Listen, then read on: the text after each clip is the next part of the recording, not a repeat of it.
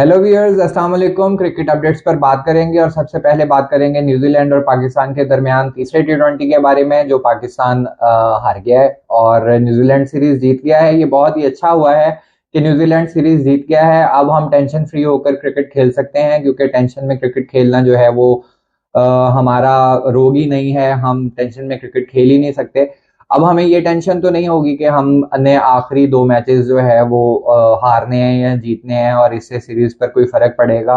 तो हम बिल्कुल इजी होकर जो है वो लास्ट मैचेस खेल सकते हैं, और जो खिलाड़ी हमारे बेंच पर बैठे हुए हैं उनको भी मौका मिल सकता है। जो बैट्समैन हमारे नहीं चल रहे थे और उनको हम मुसलसल खिलाए जा रहे थे, अब थोड़ा उनको रेस्ट मिलेगा और वो जरा अच्छे से जो है वो एंजॉय कर सकेंगे इस टूर को, क्योंकि फैमिली साथ हैं और फैमिलीज के साथ जो है वो न्यूजीलैंड ऑस्ट्रेलिया का ट्रिप जो है वो किस्मत से ही मिलता है। सबसे पहले बात करेंगे टॉस जीतकर पहले बॉलिंग करने का। जो फैसला हमने किया था वो क्यों किया था? अगर इसका जवाब जो है वो किसी के पास है तो काइंडली मुझे भी समझा दे कि हम कॉन्टिन्यूसली ये काम क्यों कर रहे हैं। वैसे अच्छा ही कर रहे हैं कि हमें जो है हम इस माइंडसेट से, इस मेंटालिटी से बाहर निकलेंगे कि 200 स्कोर जो है वो टी20 में नहीं बन सकता। हम अभी तक उसी इरा में जी रहे हैं जहां पे 160 170 स्कोर जो है वो टी20 का पार स्कोर हुआ करता था। अभी जो है वो तीन मैचेस में जो है वो तकरीबन पाकिस्तान को अराउंड 200 प्लस ही स्कोर लगे हैं। पहले में 226 था, आज 224 था, दूसरे मैच में 194 था शायद। तो इस तरह के स्कोर खाने के बाद जो है वो शायद हमें कुछ समझ आए कि हम कहाँ पर स्टैंड कर रहे हैं। टीम जो है वो बिल्कुल बिखरी बिखरी सी है। इंडिविजुअल परफॉर्मेंसेस के ऊपर हमारी टीम चल रही है। इस तरह से आप जो है वो अपनी जगह तो पक्की कर सकते हैं, लेकिन आप जो है वो टीम को जितवा नहीं सकते। बाबर आजम की बैटिंग के ऊपर जो है वो हम बाद में बात करेंगे। पहले जो है वो बॉलिंग के ऊपर ही बात करेंगे। हारिस राउफ जो है वो कॉन्टिन्यूसली मार खा रहे हैं। लोगों का ख्याल था कि वो टेस्ट बॉलर नहीं है, मेरा ख्याल है कि वो टी20 बॉलर भी नहीं है। जिस तरह से उनको मार पड़ रही है, फिन एलन ने बड़ा अच्छा हाथ सीधा किया आज उनके ऊपर। 16 छक्के मारे उन्होंने, 137 रन बनाया 62 बॉलों के ऊपर, और बहुत जबरदस्त लाई उन्होंने। सबने मिलकर जो है वो हारिस राउफ की स्पेशली फिन एलन ने ही जो है वो अपना कैथारसिस निकाला हारिस राउफ के ऊपर। पता नहीं क्या दुश्मनी थी उन्हें। हालांकि पहला ओवर जो है वो अच्छा किया था, लेकिन सारी कसर उन्होंने अपने अगले 3 ओवर्स में पूरी कर दी। नए बॉल के साथ जो है वो बॉल नहीं कर सकते, पुराने के साथ उनसे बॉल नहीं हुई। एक मैच में उन्होंने पुराने बॉल से अच्छी बॉलिंग की थी। अब्बास अफरीदी को आज जो है वो बिठाने की समझ मुझे नहीं आई। अगर बिठाना ही था तो हारिस राउफ को बिठाते। अब्बास जो है वो अच्छी बॉलिंग कर रहा था और उसकी वेरिएशन जो है वो काफी अच्छी थी। पेस भी उसका जो है वो बेहतर था। जमाल का पेस भी अच्छा था। इस के पास, हारिस राउफ के पास सिर्फ पेस है, और पेस के साथ ही ये मार खा लेता है। और शाहीन शाह की बात करें तो शाहीन शाह जो है वो भी पेस पर कोई काम नहीं उनका हो रहा। 130 अराउंड जो है वो बॉलिंग कर रहे हैं, उन्हें भी अच्छी खासी मार पड़ी। मेरे ख्याल से जो है वो एनीथिंग अबव 9 अगर कोई बॉलर दे रहा है इन टी20 तो वो किसी काम का नहीं है।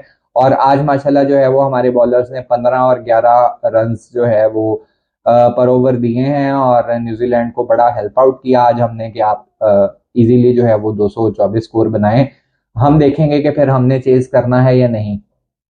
और पाकिस्तान की बैटिंग शुरू हुई तो ऑब्वियस है जो स्कोर कार्ड प्रेशर होता है वो था बैट्समैनों के ऊपर, और बैट्समैनों ने कोई ऐसा कोशिश भी नहीं की चेज की तरफ जाने की। साइम अयूब 13 बॉलों पर 10 स्कोर बनाया, और मोहम्मद रिजवान जो हमारे सो कॉल्ड ओपनर्स थे, उन्होंने 20 बॉलों के ऊपर 24 स्कोर बनाया, और उसके बाद आके फिर बाबर ने जो है वो टीम को कुछ सहारा दिया। बाबर ने 58 किया कॉन्टिन्यूस, छठी उनकी 50 थी। और आप ये देखें कि उनके पास जो है वो जो रोल था इनिंग्स को एंकर करने का, वो उन्होंने बखूबी, बल्कि बाकी लोगों से ज्यादा बेहतर निभाया। उन्होंने स्कोर भी बनाया। 58 निकाल दे बाबर का तो आपका 125 स्कोर भी नहीं बनता। सारे मैचेस में यही हाल था कि अगर आप बाबर का स्कोर निकाले तो आप 100 के इर्द गिर्द ही घूमेंगे, इससे ज्यादा जो है वो आपका स्कोर नहीं था। और फिर बात करते हैं आजम खान की। आजम खान जो है वो बड़े मैचेस के प्लेयर हैं। इस तरह के छोटे टी20 मैच जो है वो उनकी शान के मुताबिक नहीं है। उन्हें पीएसएल खेलने दें, वो उधर के प्लेयर हैं, क्योंकि इंटरनेशनल में तो शायद उनका जो है वो छोटी टीमों के खिलाफ वो खेलना पसंद नहीं करते। आज जो है उन्होंने अपने इंटरनेशनल करियर का पहला छक्का मारा है। एज ए हिटर जो है वो हमारी टीम में मौजूद है और 8 मैचेस में उन्होंने 30 स्कोर बना लिया है अब ओवरऑल। और आज उन्होंने अपना जो है वो सेकंड हाईएस्ट, बल्कि हाईएस्ट जो है उसको इक्वल किया। 10 स्कोर उन्होंने बनाया आज बैटिंग करते हुए और एक शानदार छक्का उसमें शामिल था। तो ये हाल है हमारी टीम का। फखर जमान के ऊपर जो है वो हम रिलाय कर रहे थे कि शायद फखर जो है वो क्रीज पर मौजूद रहे तो शायद हम चीज की तरफ जा सके, और वो इस तरह के प्लेयर भी हैं कि अगर वो अपने दिन में खेलने पर आए तो वो फिर स्कोर जो है उसको पूरा कर ही देते हैं। लेकिन 19 पर फखर भी आउट हो गए थे और 179 जो है वो पाकिस्तान ने टोटल किया। नवाज आज खेल रहे थे, बॉलिंग उन्होंने ठीक की, 43 था, 44 दिया उन्होंने 4 ओवर्स में। बैटिंग भी कुछ बेहतर कर ली, 25 स्कोर शायद उन्होंने बनाया था। तो इस तरह से जो है वो अब हम सीरीज में जो है वो 3-0 डाउन हो गए हैं। और अब देखते हैं कि लास्ट 2 मैचेस में जो है वो हम किस तरह का परफॉर्म करेंगे। अब बात करेंगे ऑस्ट्रेलिया और वेस्ट इंडीज के दरमियान जो है वो टेस्ट सीरीज स्टार्ट हो गई है। पहला टेस्ट था एडिलेड में, आज उसका पहला दिन था और टॉस जीतकर पहले बॉलिंग करने का फैसला किया ऑस्ट्रेलियन टीम ने। और नॉर्मली इस ग्राउंड के ऊपर इस तरह से होता नहीं है कि एडिलेड में कोई टीम जो है वो टॉस जीतकर पहले बॉलिंग का फैसला करे, लेकिन पैट कमिंस जो है वो अगेंस्ट द टाइड मूव करना पसंद करते हैं। तो उन्होंने आज ऐसा ही किया और पहले जो है वो बॉलिंग का फैसला किया। और उनका ये फैसला तब सच साबित हुआ जब रेत की दीवार साबित हुए वेस्ट इंडीज के बैट्समैन और 188 के ऊपर पूरी टीम आउट हो गई वेस्ट इंडीज की। और बहुत ज़बरदस्त बॉलिंग की, जिस तरह से ऑस्ट्रेलियंस जो है वो डोमिनेट करते हैं सिमिलर फैशन में उन्होंने डोमिनेट किया। PAT Cummins bowler with a golden arm, आजकल उनका प्राइम टाइम चल रहा है, तो उन्होंने अपने पहले ओवर में ही जो है वो विकेट हासिल करके ब्रेक थ्रू दिया था ऑस्ट्रेलियन टीम को। और उसके बाद जो है फिर कोई भी बैट्समैन अच्छा नहीं खेल सका। मैकेंजी ने 50 की और 4 विकेट्स लिए, पैट कमिंस ने 4 विकेट लिए हेजलवुड ने। हेजलवुड जो है वो 250 विकेट लेने वाले बॉलर्स की लिस्ट में शामिल हो गए हैं। और 1 विकेट लिया स्टार्क ने और 1 लिया नेथन लायन ने। इस तरह से जो है वो वेस्ट इंडीज की बैटिंग को रैप अप किया ऑस्ट्रेलियन बॉलिंग ने।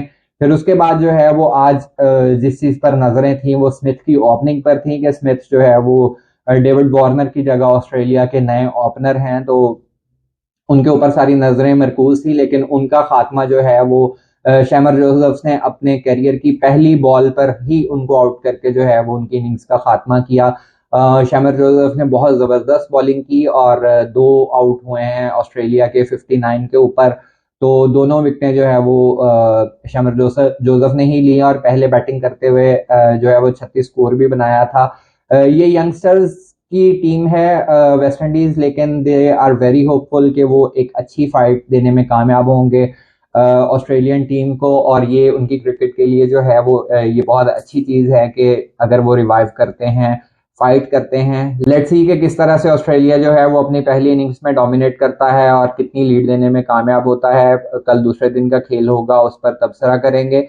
और अब बात करेंगे इंडिया और अफगानिस्तान के दरमियान खेले गए तीसरे T20 मैच के बारे में। क्या ही ज़बरदस्त मैच हुआ है और मेरा ख्याल है कि शायद हिस्ट्री का ये पहला मैच था जिसमें 2 दफ़ा सुपर ओवर करवाना पड़ा है।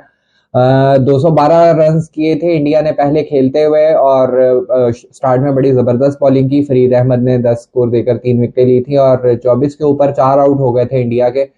उसके बाद जो है वो 1 मैन शो था और 1 मैन शो जिस बंदे का था उसका नाम है रोहित शर्मा। कैप्टन इनिंग खेली उन्होंने और ज़बरदस्त जो है वो 129 किया उन्होंने 60-62 बॉलों के ऊपर। बेहतरीन बैटिंग की और उनके साथ जो है वो all time favourite Rinku Singh आए और उन्होंने जो है वो आकर स्कोरिंग रेट को बढ़ाया और 50 भी स्कोर की। दोनों जो है उन्होंने मिलके 212 तक स्कोर लेकर गए 20 ओवर्स में। और फिर उसके बाद जो है वो अफगानिस्तान की जब इनिंग्स शुरू हुई तो अफगानिस्तान ने भी बहुत कमाल चेज किया, दोनों ओपनर्स ने 50 की। उसके बाद जो है वो गुलबदीन नैब ने आकर उन्होंने 50 की। मोहम्मद नबी जो है वो अच्छा नहीं खेल सके, लेकिन जो है वो गुलबदीन ने इतनी ज़बरदस्त बैटिंग की कि वो टीम को जो है वो 212 तक ले गए। कंप्लीट 212 तक जब पहुंचे तो इनिंग्स खत्म हो गई थी। आखिरी ओवर में जो 20 स्कोर चाहिए था वो 20 स्कोर इन्होंने बना लिया था। फिर उसके बाद जो है वो सुपर ओवर में पहले अफगानिस्तान ने खेला और अफगानिस्तान ने जो है वो 16 रन किए। फिर इंडिया की बारी आई तो इंडिया ने भी 16 स्कोर किए। और उसमें जो है वो सबसे जो मोमेंट था वो ये था जब बॉलर ने उमर जई ने जो है वो आउट किया रोहित शर्मा को नॉन स्ट्राइकर एंड के ऊपर, और रोहित शर्मा जो है वो हंसते हुए ग्राउंड से बाहर चले गए।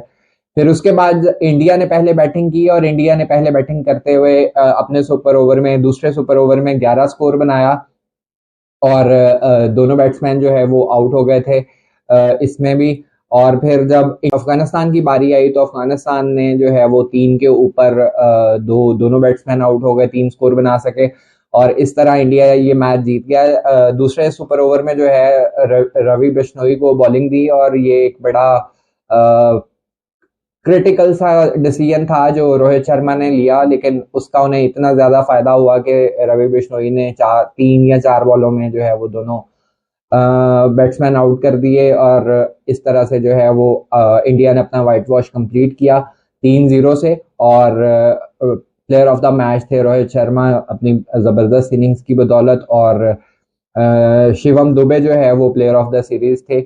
और इस तरह से जो है वो ये सीरीज इख्तिताम पजीर हुई। ये अपडेट्स थी जो आज की वीडियो में मैंने आपसे शेयर करनी थी, और आज के तीनों मैचेस जो आपसे शेयर किए हैं अपडेट्स, उनके बारे में जो है वो आपकी क्या राय है कमेंट सेक्शन में ज़रूर बताएं। और जिन लोगों ने अभी तक चैनल सब्सक्राइब नहीं किया वो सब्सक्राइब कर लें, सिर्फ वीडियोस देख के भाग जाते हैं आप लोग। अपना ख्याल रखें, दूसरों का ख्याल रखें। नेक्स्ट अपडेट तक के लिए अल्लाह हाफिज़।